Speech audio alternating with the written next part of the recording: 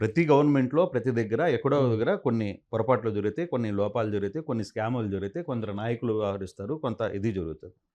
వాళ్ళకి సంబంధించిన డాక్యుమెంట్స్ కావచ్చు, వాళ్ళకి సంబంధించిన డేటాస్ మొత్తం కూడా త్రిపుల్ ఆర్ టీమ్ ఒక టీమ్ పనిచేస్తుంది దాని మీద క్లియర్‌గా అంటే ఏమంటారు?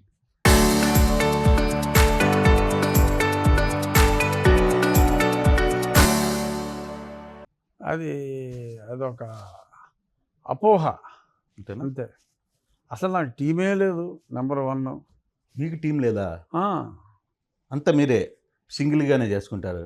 హ్మ్. మీకు అందుకే ఇంతమంది జనాలు మీ ఎనకాల పడతారు. మీ ఫేస్‌బుక్, మీ ఫాలోవర్స్ మీకు ఎటువంటి టీమ్ మీ ఎనకాల పనిచేస్తదో తెలుసా మీకు? అనే అనుకుంటారు జనం. కానీ లేదు నాకు. నాకు టీమే లేదు. Almost one man show. Team లేదు.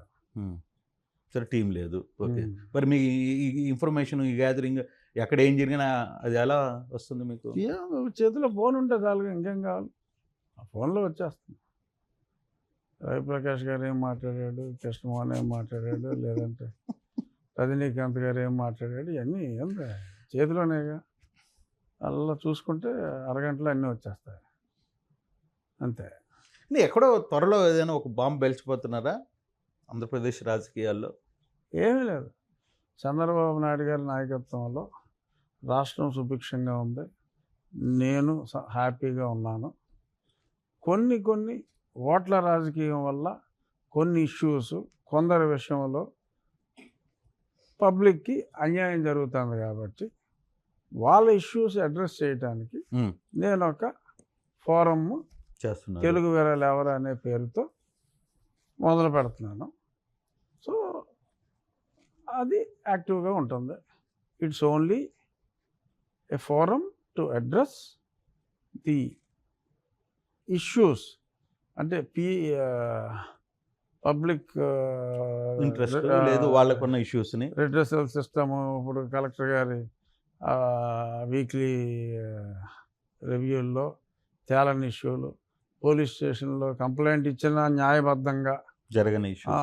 జరగని ఇష్యూస్ ఏదన్నా ఉంటే సో అటువంటి వాటి గురించి అడ్రస్ చేయటానికి ఒక మీరు నాకు ఉండికి కలెక్టరేట్ తెస్తానన్నారు. ఏమైంది? ఎంతవరకు వచ్చింది? ఇప్పుడు అదే ఒక సైట్ చూసాం. ఇప్పుడు ఇంకొక సైట్ కూడా ఇంకొక 7 ఎకరాలు ఐడెంటిఫై చేసాం ఊరు మధ్యలో. ఒక 7 ఎకరాలు ఒక రకంగా అన్యాక్రాంతమైంది ఇంకోటుంటే సో అది మోర్ ఆర్ లెస్ అది అయిపోతుంది. సో 7 ఎకరాలు అది. మనం ముందు చూసింది 4 ఎకరాలు. సో 7 ఎకర్ అంటే కొంచెం పెద్దదిగా వస్తది. ఎస్పీ ఆఫీస్ కూడా అక్కడే పెట్టేయచ్చు అనే ఉద్దేశంలో సో అక్కడనే అనుకుంటున్నాం. భీమవరం టౌన్ సెంటర్‌లో. ఏంటి భీమవరం పేరెత్తారు కాబట్టి గుర్తొస్తుంది. ఏంటి భీమవరం మీ చూపు భీమవరం వైపు ఎందుకు మళ్ళుతోంది? అరే! ఉండికి భీమవరానికి తేడా లేదు. ఒకప్పుడు దాన్ని ఉండి భీమవరం అనే అనేవారు. హ్మ్. ఒకప్పుడు దాన్ని ఉండి భీమవరం అనే అనేవారు. మీ వల్ల అక్కడ ఎమ్మెల్యే బాగా ఇబ్బందులు పడుతున్నాడట ఛ! కదా! ఛ! ఛ! మేము చక్కటి స్నేహితులం. అందరి స్నేహితులే చెప్తారండి నిజంగా. మీరు. లేదు రామాంజనేయులు గారు నేను చాలా క్లోజ్. హ్మ్. చాలా క్లోజ్. అయితే ఇష్యూస్ ఏం లేవు. ఛీ! ఛీ! ఛీ! దృష్టి మీ అబ్బబ్బే! మేము అతను రోజు భయపడిపోతున్నాడు మీ దెబ్బకి. ఛ! ఛ! లేదు లేదు. మేము రోజు మాట్లాడుకుంటాం. హ్మ్. రోజు మాట్లాడుకుంటాం. మేము చాలా క్లోజు. I respect him. నాకన్నా 10, 12 ఏళ్ళు పెద్దోడాయన. అవును. వయసులో చాలా క్లోజ్ మేము. హ్మ్. చాలా అంటే చాలా. అచ్చా!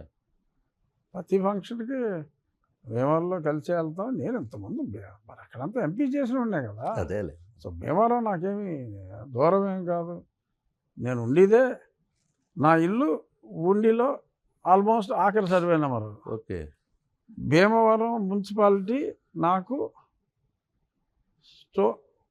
150 మీటర్లు.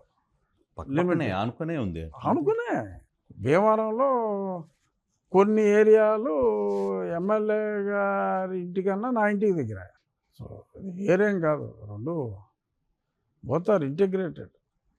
ఇప్పుడు ఇది భీమవరం అయితే సరౌండింగ్ 80% ఏరియా నేనే. హ్మ్. భీమవరం నుంచి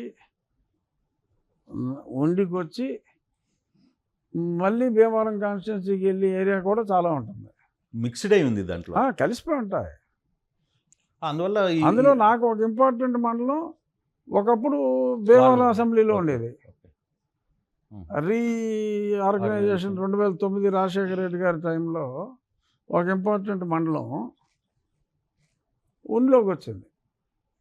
సార్ ఫైనల్గా ఒక క్వశ్చన్ సార్, జగన్ సార్ని ఎట్లా మీరు మీరు మీకు ఉన్న అది తగ్గిపోయిందా? ఈ మధ్య ప్రేమ ఎక్కువ చూపిస్తున్నట్టు ఉంది. ప్రేమ ఎక్కువ చూపెడుతున్నాం. ఏం లేదా? ఇది నాకు కూడా న్యూసే. అంటే నేను ఇప్పుడున్న స్థానంలో డిప్యూటీ స్పీకర్గా ఎమ్మెల్యేలు అందరినీ నేను గౌరవించవలసిన బాధ్యత ఉంది. సో పార్టీలకు అతీతంగా ఎమ్మెల్యేలందరినీ కూడా సమానంగా గౌరవించవలసిన ఇష్యూ పోస్ట్ ఉన్నాను తప్పదు. కాబట్టి డెఫినెట్గా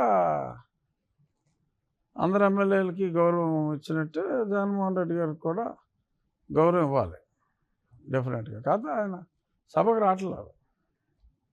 వైసీపీ ఎమ్మెల్యేలు ఎంతమంది మీకు టచ్లో ఉన్నారు చెప్పండి ఓపెన్గా? వైసీపీ ఎమ్మెల్యేల టచ్లో ఎవరు ఉంటారు? మాజీలు? ఎక్కడ ఎవరికి వెళ్ళిపోయినా మాట్లాడుకుంటాం. ఇప్పుడు ఆ మధ్యన ఏదో ఫంక్షన్ మా కేవీపీ రామచంద్రరావు బట్టి విక్రమార్క గారు అబ్బాయికి రిసెప్షన్ పెట్టారు. సో అక్కడికి చాలామంది వచ్చారు. పేరు నాని గారు చాలామంది వచ్చారు.